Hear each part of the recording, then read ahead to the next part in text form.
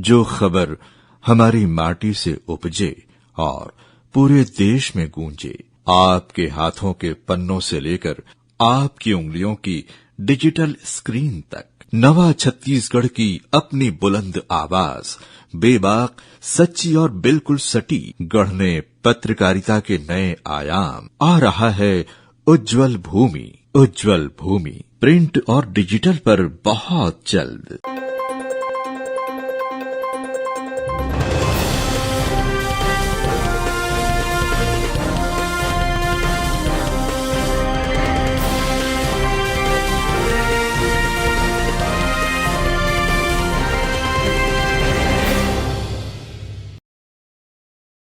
नमस्कार, स्वागत है आप सभी का ग्रैंड न्यूज नेटवर्क में और मैं हूं आपके साथ सीमा। चलिए अब एक नजर डाल लेते हैं आज की बुलेटिन की खास खबरों की ओर। खबरों में आगे बढ़ने से पहले एक नजर आज की हेडलाइंस पर।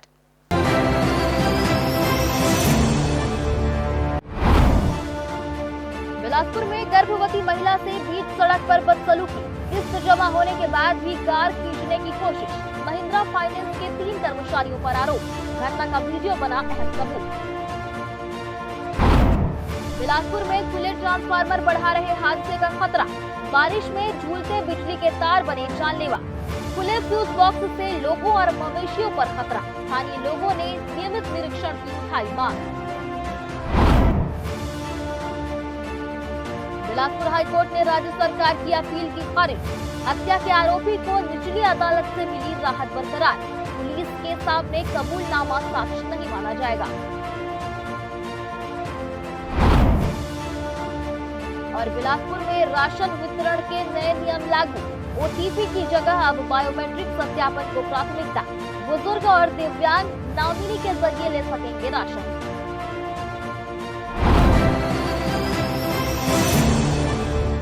ये थी हेडलाइंस और अब खबरें विस्तार से। बिलासपुर में फाइनेंस कंपनी के कर्मचारियों की मनमानी और अमानवीय वसूली का एक शर्मनाक चेहरा सामने आया है, जहां एक गर्भवती महिला को अस्पताल जाते समय बीच रास्ते में रोककर प्रताड़ित किया गया। नेहरू चौक के पास महिंद्रा फाइनेंस के कर्मचारियों सिद्धार्थ अग्रवाल, निशांत गुप्ता और सोहेल अख्तर ने न केवल बकाया किस्त का हवाला देकर दंपत्ति को सड़क पर घंटों रोके रखा, बल्कि किस्त जमा करने का भरोसा देने और बाद में राशि भर देने के बावजूद कार को क्रेन से जबरन खींचने का दुस्साहस किया। इस पूरी घटना का वीडियो साक्ष्य के रूप में सामने आया है, जिसमें कर्मचारियों की दबंगई और महिला के साथ की गई बदसलूकी साफ नजर आ रही है। इस घटना के कारण महिला को गंभीर स्वास्थ्य समस्याओं का सामना करना पड़ा और गर्भस्थ शिशु की स्थिति को लेकर चिंता बढ़ गई। ये मामला केवल एक घटना नहीं है, बल्कि उन अनगिनत लोगों की पीड़ा को बयां करती है जिसे फाइनेंस कंपनियां किस्त के नाम पर मानसिक और शारीरिक रूप से प्रताड़ित करती हैं। ऐसे कर्मचारियों का एक बड़ा तंत्र है जो कानून को ताक पर रखकर वसूली के नाम पर खुलेआम गुंडागर्दी करते हैं। सिविल लाइन पुलिस ने पीड़िता की शिकायत और वीडियो फुटेज के आधार पर संबंधित कर्मचारियों के खिलाफ बीएनएस की विभिन्न धाराओं के तहत अपराध दर्ज कर लिया है, जो वसूली के नाम पर आम जनता को डराने धमकाने वाले ऐसे गिरोहों के लिए एक सख्त चेतावनी है। बिलासपुर, रतनपुर और गौरेला पेंड्रा मरवाही को अमरकंटक और जबलपुर से जोड़ने वाला महत्वपूर्ण नेशनल हाईवे 25 पहली ही बारिश में अपनी बदहाली के आंसू रो रहा है। 510 करोड़ रुपए की विशाल धनराशि से तैयार हो रही ये सड़क अभी पूरी तरह से बनी भी नहीं है कि जगह जगह धंसने और फटने लगी है, जिससे पूरे निर्माण कार्य की गुणवत्ता पर गंभीर सवाल खड़े हो गए हैं। स्थानीय लोगों का आरोप है कि सड़क निर्माण में मानकों को दरकिनार करते हुए बिना मजबूत बेस तैयार किए मिट्टी के ऊपर ही डामर की परत बिछा दी गई, जिसके चलते बारिश का पानी पड़ते ही मिट्टी बैठ गई और सड़क पर 5 से 10 फीट तक लंबी दरारें उभर गई हैं। महत्वपूर्ण बात यह है कि इस मार्ग का निरीक्षण स्वयं विभागीय सचिव और डिप्टी सीएम तक कर चुके हैं। इसके बावजूद जमीनी हकीकत दावों से कोसों दूर है। रतनपुर से केंदा कारियाम होते हुए केवची तक मार्ग का निर्माण चल रहा है। अभी वर्षा ऋतु में कुछ जगहों पर पानी का भराव होने की वजह से भी थोड़ा सा रोड में प्रॉब्लम आती है। रोड में अभी मात्र डीबीएम हुआ है। डीबीएम होने के बाद बीसी की एक लेयर बची हुई है, जो कि वर्षा उपरांत की जाएगी। कुछ स्थानों पर क्रैक्स परिलक्षित हुए हैं, उन स्थानों को कट कर दिया गया है। कट करके WMM से दोबारा उसको कम्पैक्ट किया जा रहा है। और केवची की तरफ जैसे आपने बताया कि वहाँ पर कुछ रोडों पर क्रेक्स आए हैं। वहाँ पे क्रेक आने का मूल कारण यही है कि आसपास पहाड़ी नाले हैं, जिनके नालों का पानी एकदम से आता है और हमारा अभी फेस यू टाइप जो रिटर्न्स हैं वो नहीं बन पाई हैं, और कहीं कहीं हमारे टो वॉल नहीं बन पाए हैं और पिचिंग नहीं हो पाई है, जिससे शोल्डर अनस्टेबल हो रहा है।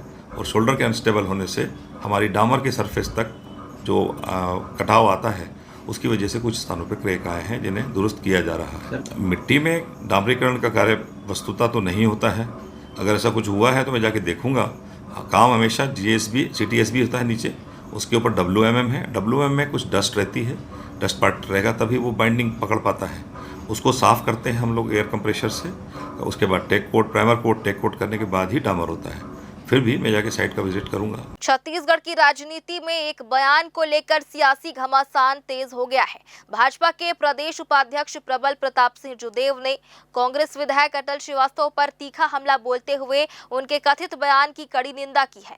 जुदेव ने कहा कि यदि अटल श्रीवास्तव ने नक्सली हिड़मा को अपना रोल मॉडल बताया है तो ये शहीद जवानों, नक्सल हिंसा से प्रभावित परिवारों और पूरे प्रदेश की भावनाओं का अपमान है।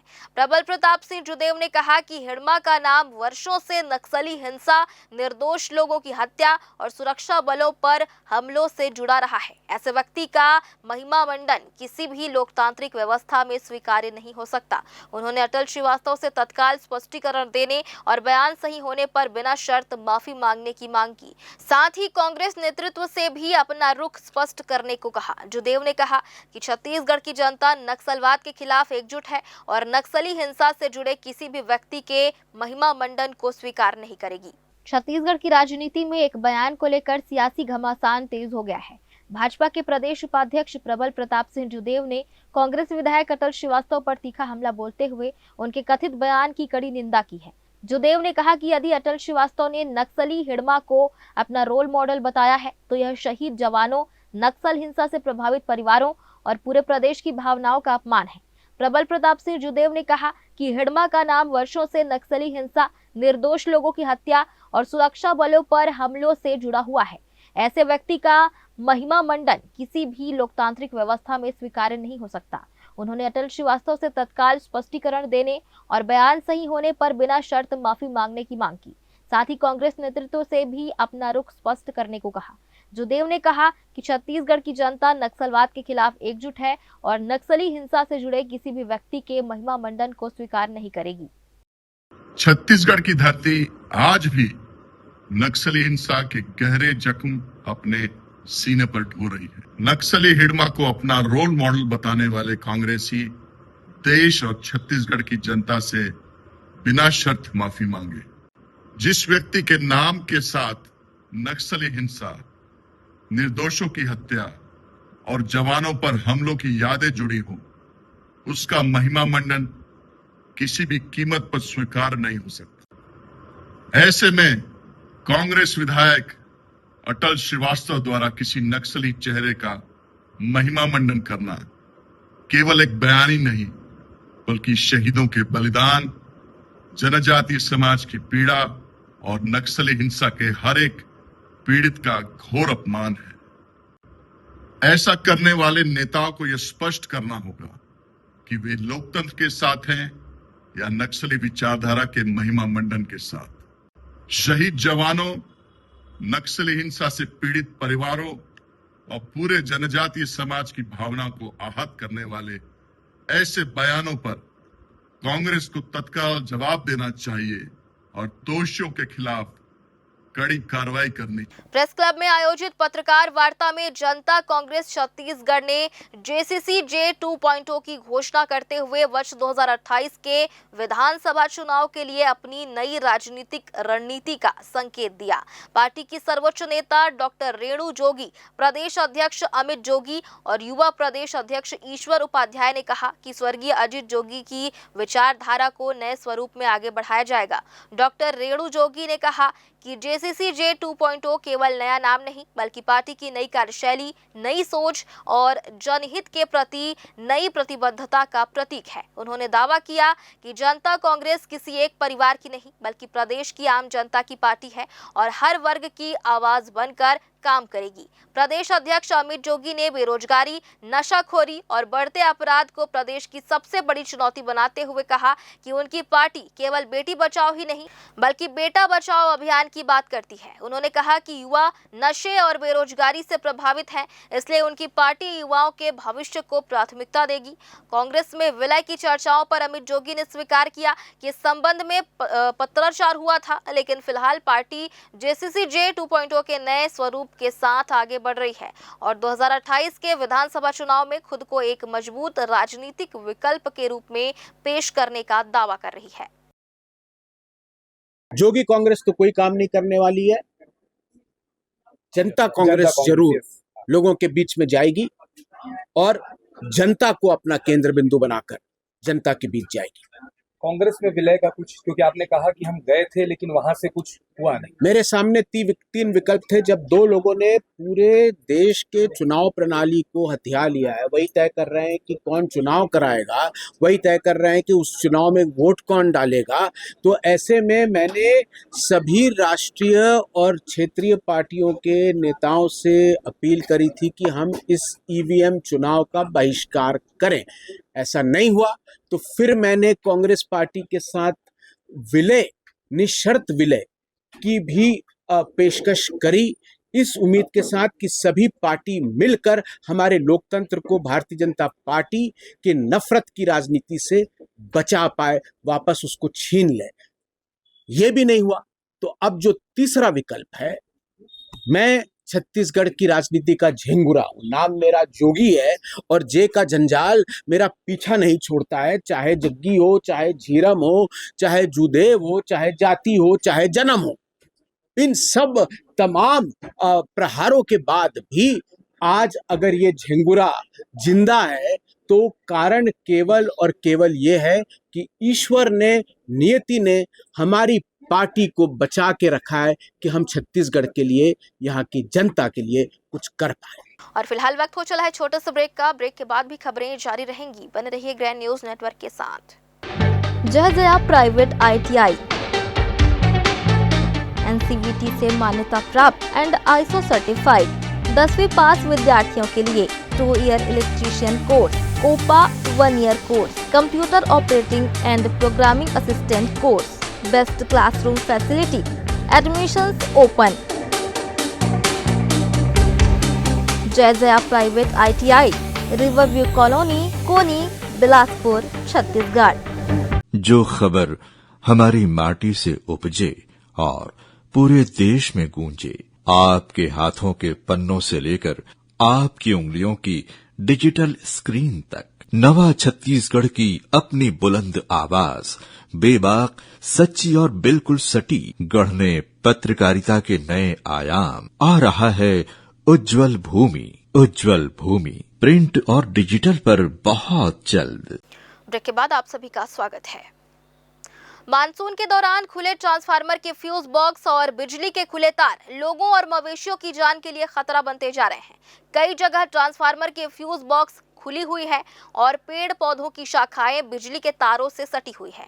स्थानीय लोगों ने इसे विद्युत विभाग की लापरवाही बताते हुए नियमित निरीक्षण और तत्काल सुधार की मांग की है। आइए देखते हैं पूरी खबर। बारिश के मौसम में खुले बिजली के तार कभी भी बड़े हादसे का कारण बन सकते हैं।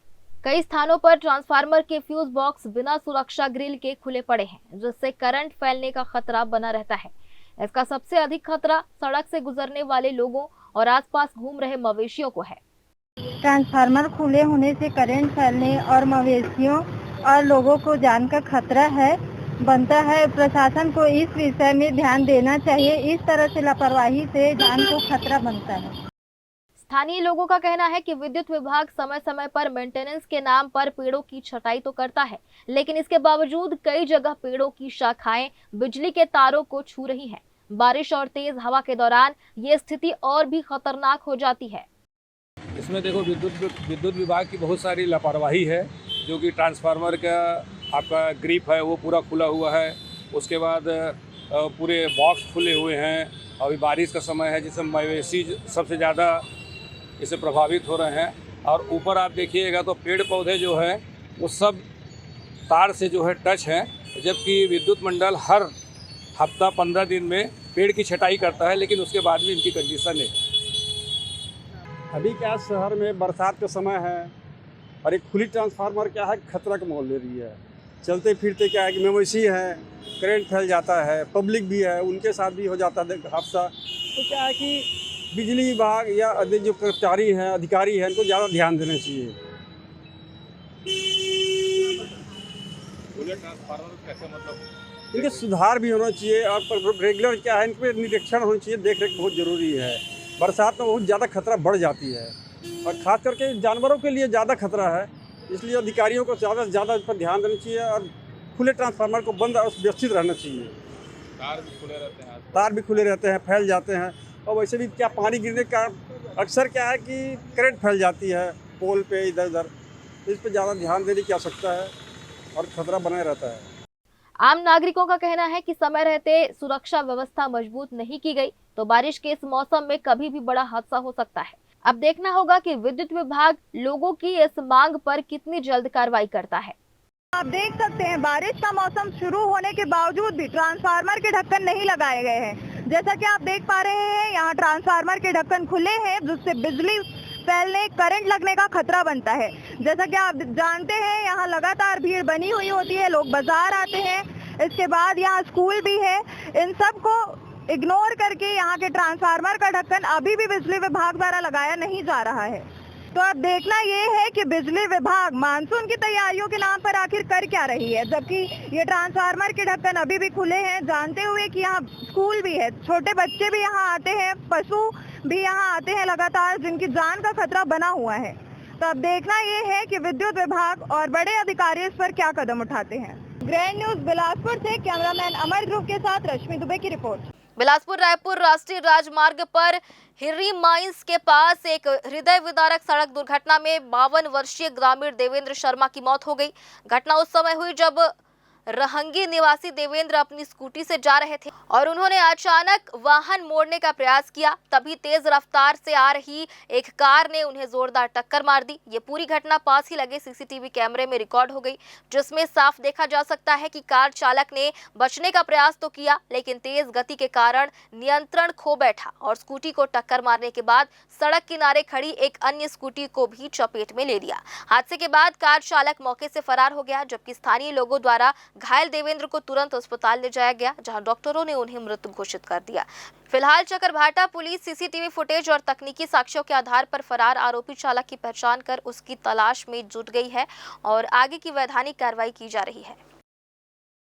कोटा के करगी रोड रेलवे स्टेशन पर 13 जुलाई 2026 की दोपहर मालगाड़ी के 3 वैगन पटरी से उतरने की घटना ने रेलवे महकमे में हड़कंप मचा दिया है, लेकिन रेलवे सुरक्षा बल ने तत्परता दिखाते हुए मात्र 10 घंटे के भीतर इस बड़ी लापरवाही और साजिश का खुलासा कर 10 आरोपियों को सलाखों के पीछे पहुंचा दिया है। जांच में सामने आया कि यह हादसा किसी तकनीकी खराबी के बजाय एक जेसीबी मशीन के बकेट के कारण हुआ, जिसे अवैध रूप से ट्रेन संख्या 18233 इंदौर बिलासपुर नर्मदा एक्सप्रेस के A1 कोच में कोच अटेंडेंट की मिली भगत से इंदौर के करगी रोड भेजा गया था। निजी ठेकेदार पवन नायक द्वारा मंगाए गए इस बकेट को प्लेटफॉर्म पर उतारकर मजदूर ट्रैक से गुजार रहे थे। तभी अचानक मालगाड़ी आने पर वे इस ट्रैक पर ही छोड़कर भाग गए और जिससे यह हादसा हुआ। आरपीएफ ने इंदौर से बिलासपुर तक के स्टेशनों के सीसीटीवी फुटेज खंगालने, कोच अटेंडेंट से कड़ाई से पूछताछ करने और मोबाइल लोकेशन को ट्रैक करने की तकनीकी रणनीति अपनाई, जिसके आधार पर अभिषेक यादव, बकेट मंगाने वाला कोच अटेंडेंट मोहम्मद शमीर सहित 10 लोगों को गिरफ्तार कर लिया है। वर्तमान में इस पूरी घटना का मुख्य सूत्रधार और निजी ठेकेदार पवन नायक फरार है, जिसकी धरपकड़ के लिए पुलिस की टीमें ताबड़तोड़ छापेमारी कर रही है। आरोपियों के खिलाफ रेलवे अधिनियम के तहत सख्त कार्रवाई की जा रही है और इस मामले ने ट्रेनों में अवैध रूप से सामान ढोने की गंभीर सुरक्षा खामियों को भी उजागर किया है। बिलासपुर में मुख्यमंत्री हेल्पलाइन की शिकायतों के निराकरण को लेकर गंभीर सवाल खड़े हो गए हैं। ग्राम दो मुहानी के एक ग्रामीण ने आरोप लगाया कि शासकीय भूमि पर अतिक्रमण की शिकायत के बावजूद कार्रवाई नहीं हुई, बल्कि अधिकारियों ने गलत रिपोर्ट भेजकर मामला बंद कर दिया। पीड़ित का दावा है कि मुक्तिधाम और खेल मैदान के रास्ते पर आज भी कब्जा बरकरार है। बिलासपुर तहसील के ग्राम दो मुहानी में खसरा नंबर 202 की शासकीय भूमि पर कथित अतिक्रमण का मामला फिर चर्चा में है। शिकायतकर्ता सुमंत कुमार का आरोप है कि मुक्तिधाम और खेल मैदान के लिए दर्ज जमीन पर अवैध कब्जा आज भी बना हुआ है, लेकिन राजस्व विभाग ने कागजों में अतिक्रमण हटाने की रिपोर्ट भेजकर मुख्यमंत्री हेल्पलाइन की शिकायत बंद कर दी। सुमंत कुमार का कहना है कि न्यायालय से बेदखली वारंट जारी होने के बाद भी मुख्य अतिक्रमण नहीं हटाया गया। उन्होंने आरोप लगाया कि जब उन्होंने सीएम हेल्पलाइन में शिकायत की तो उन्हें बताया गया कि कार्रवाई हो चुकी है, जबकि मौके पर कब्जा जस का तस बना हुआ है। पीड़ित ने अधिकारियों पर राज्य शासन को गलत जानकारी भेजने का आरोप लगाते हुए पूरे मामले की निष्पक्ष जांच और दोषियों पर कार्रवाई की मांग की है। हेलो, ये बताओ सुमंत, आपने शिकायत किया था बुधवारी केवट और उसके परिवार ने खसरा नंबर 202 में कब्जा करके रास्ता रोक दिया है, खेल जी, के जी। मैदान को बाधित कर दिया है। जी जी जी। उसमें हमारे पास कलेक्टर साहब के से रिपोर्ट आया है कि हमने कब्जा वब्जा सब हटा दिया है। तो नहीं क्या हटा कहना सर, आपका है? नहीं हटा सर, वो मौके पर पूरा है सर, नहीं हटा है। नहीं हटा सर। चलो लिखो जी। आज इनसे बात किया गया, समय लिखो 11:12 में इनके द्वारा बताया गया कि कब्जा नहीं हटाया गया, फर्जी प्रमाण पत्र प्रस्तुत किया गया है। तो चिट्ठी लिखो, ठीक है? ठीक है। और बेजा कब्जा का शिकायत किया बुधवारी केवट के द्वारा, जिसमें जो प्रकरण रहा, मतलब जो मेरे खिलाफ ये रहा कि मेरा घर नहीं टूटना था, मेरे पास उसका लिखित है, लेकिन उसको जबरदस्ती आदेश बना के मेरा घर तोड़ दिया गया। लेकिन बुधवारी केवट का जो घर है वो अभी तक वैसी का वैसी है। सीएम हेल्पलाइन से वहाँ से ऊपर से कॉल आ रहा है रायपुर से मुझे, तो भाई वहाँ भी उसको गलत जानकारी दिया गया है कि क्या बोलते हैं, गलत मतलब क्या बोलते हैं उसको, गलत आवेदन दे के वहाँ बताया गया है कि उनको सब कुछ तोड़ दिया गया है करके। किसके घर को तोड़ दिया गया? बुधवारी केवट के घर को तोड़ दिया, लेकिन वर्तमान स्थिति वैसी की वैसी है और सभी जगह मैं शिकायत कर चुका हूँ, लेकिन कोई भी प्रभाव अभी तक नहीं हो पा रहा।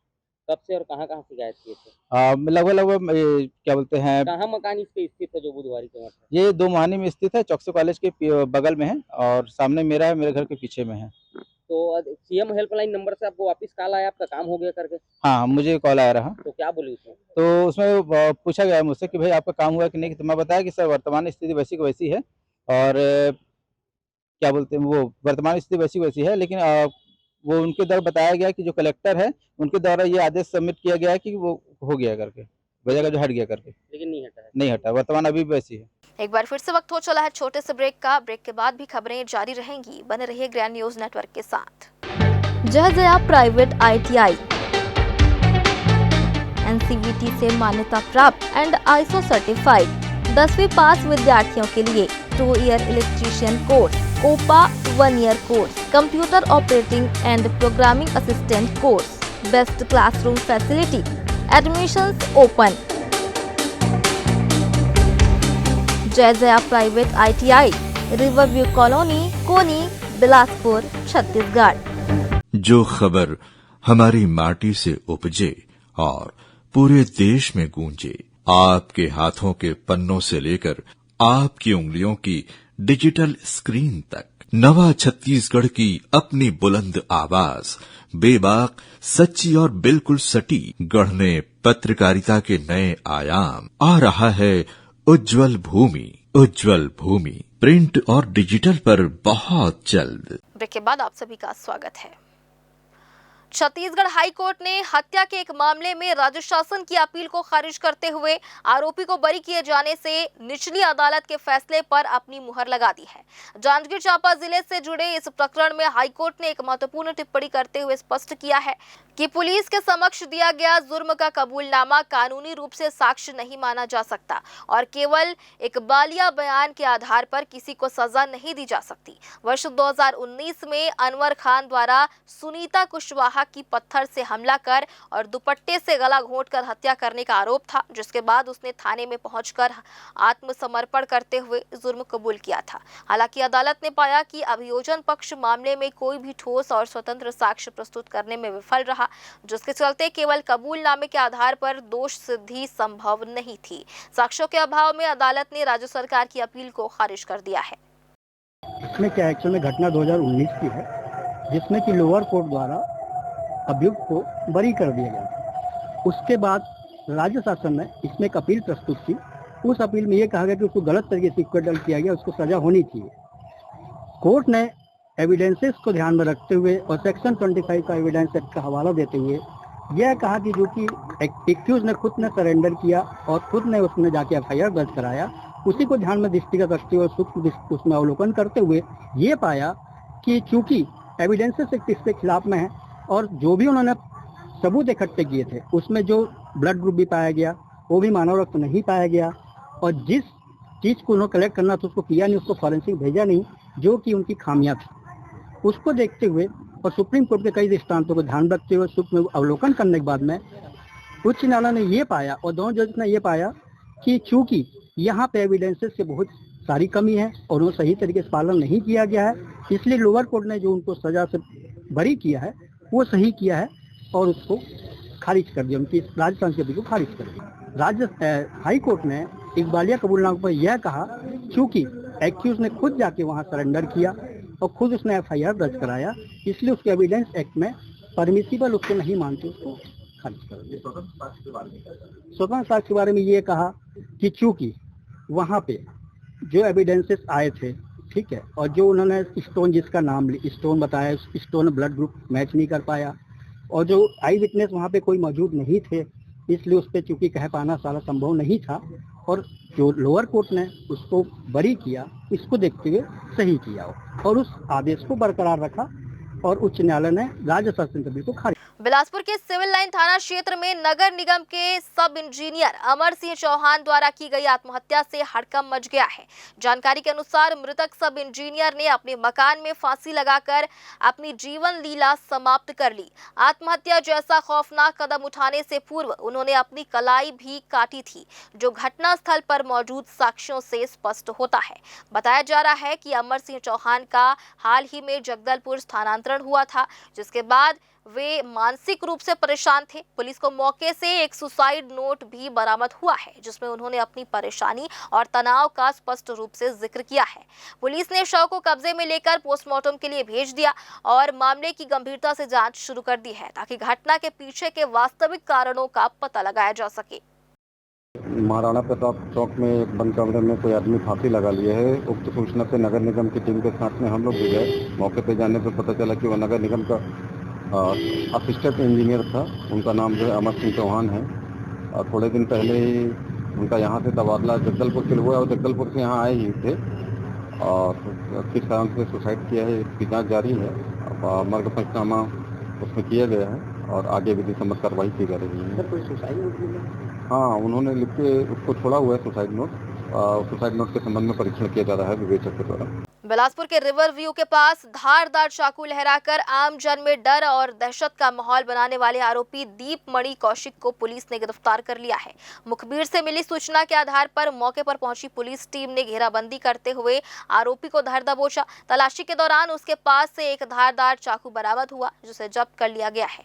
आरोपी के खिलाफ आर्म्स एक्ट के तहत मामला दर्ज किया गया है और उसे न्यायालय में पेश करने के बाद न्यायिक रिमांड पर जेल भेज दिया गया है। 27 वर्षीय दीपमणि कौशिक, जो तेलीपारा के लोधी गली का निवासी है, पुलिस ने स्पष्ट किया है कि भविष्य में भी सार्वजनिक व्यवस्था बिगाड़ने वाले असामाजिक तत्वों के खिलाफ कड़ी कार्रवाई जारी रहेगी।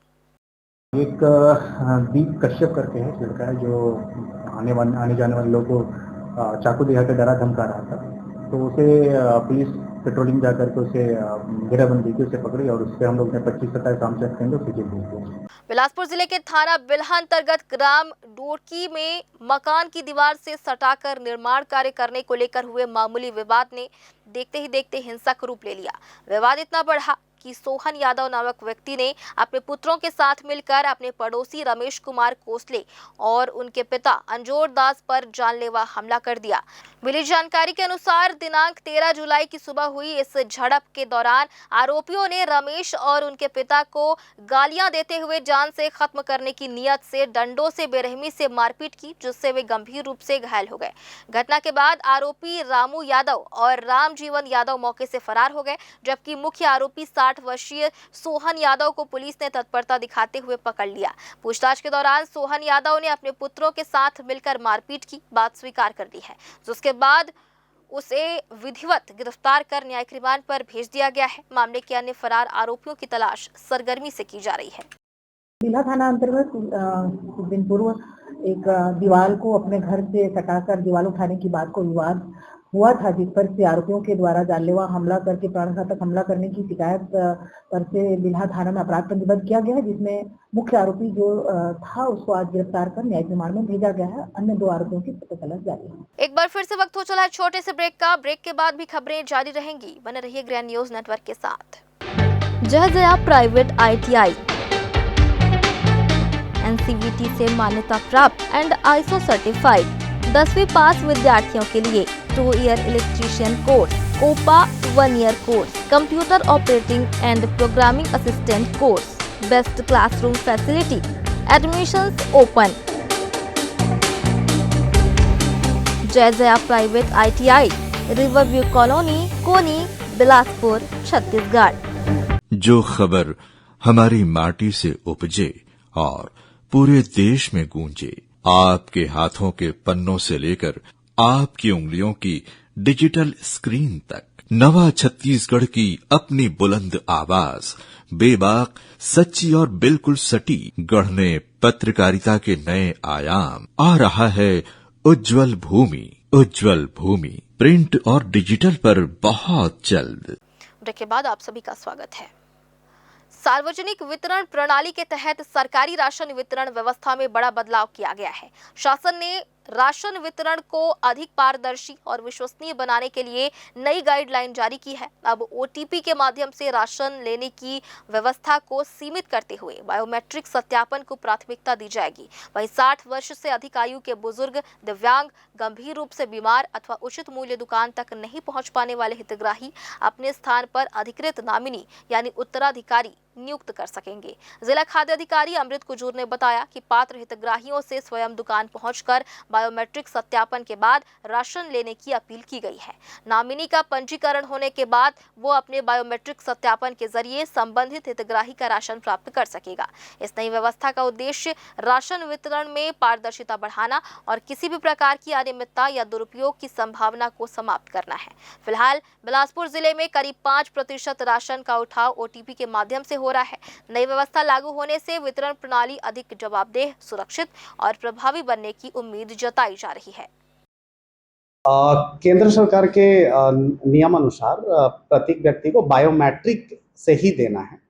यदि अत्यंत आवश्यक परिस्थितियां होंगी तो उस एरिया के खाद्य निरीक्षक को अवगत कराते हुए उनको OTP से दिया जा सकता है। परंतु हम सभी से आग्रह कर रहे हैं कि वो नॉमिनी जुड़वा लें अपने राशन कार्ड में, किन्हीं का भी नॉमिनी जुड़वाते हुए बायोमेट्रिक से अधिक प्रमोट करना चाहते हैं। रतनपुर थाना क्षेत्र के अंतर्गत आने वाले अरपा भैंसाझार रोड पर कल शाम लगभग 7:30 बजे हुई लूट की एक गंभीर घटना ने क्षेत्र में सनसनी फैला दी है। एक राहगीर ने अपनी आपबीती बताते हुए पुलिस को सूचना दी कि 4 युवकों ने सुनसान रास्ते पर उसे रोककर न केवल उसे डराया धमकाया बल्कि जबरन लूटपाट की वारदात को भी अंजाम दिया। पुलिस ने इस सूचना को बेहद गंभीरता से लेते हुए तत्काल प्रभाव से कार्रवाई शुरू की और तत्परता दिखाते हुए घटनास्थल की घेराबंदी कर ली। पुलिस की इस त्वरित कार्रवाई का परिणाम ये रहा कि चारों लुटेरे मौके पर ही रंगे हाथों दबोच लिए गए। पुलिस ने उनके पास से लूटी गई नकदी बरामद करने के साथ ही घटना में प्रयुक्त 2 मोटरसाइकिलें भी जब्त कर ली है। वर्तमान में चारों आरोपियों को हिरासत में लेकर उनसे कड़ी पूछताछ की जा रही है ताकि गिरोह से जुड़ी अन्य संबंधित आपराधिक गतिविधियों और उनके पिछले रिकॉर्ड के बारे में जानकारी जुटाई जा सके। मामले में पुलिस की अग्रिम वैधानिक कार्रवाई निरंतर जारी है। रतनपुर थाना अंतर्गत कल शाम को लगभग 7:30 बजे एक प्रार्थी के द्वारा रिपोर्ट दर्ज कराया गया कि अरपा भैंसाझार रोड में 4 युवक के द्वारा रास्ता रोक कर जबरदस्ती लूटपाट करने की सूचना दी गई, जिस पर से तत्काल अपराध पंजीबद्ध कर मौके से चारों आरोपियों को गिरफ्तार कर लूट की रकम और 2 बाइक वहां से जब्त किया गया तथा चारों आरोपियों को हिरासत में लेकर पूछताछ की जा रही है और अग्रिम कार्रवाई मामले में जारी है। और फिलहाल आज की इस बुलेटिन में बस इतना ही। अगले बुलेटिन में फिर होगी आपसे मुलाकात। तब तक के लिए मुझे और मेरी पूरी टीम को दीजिए इजाजत। नमस्कार।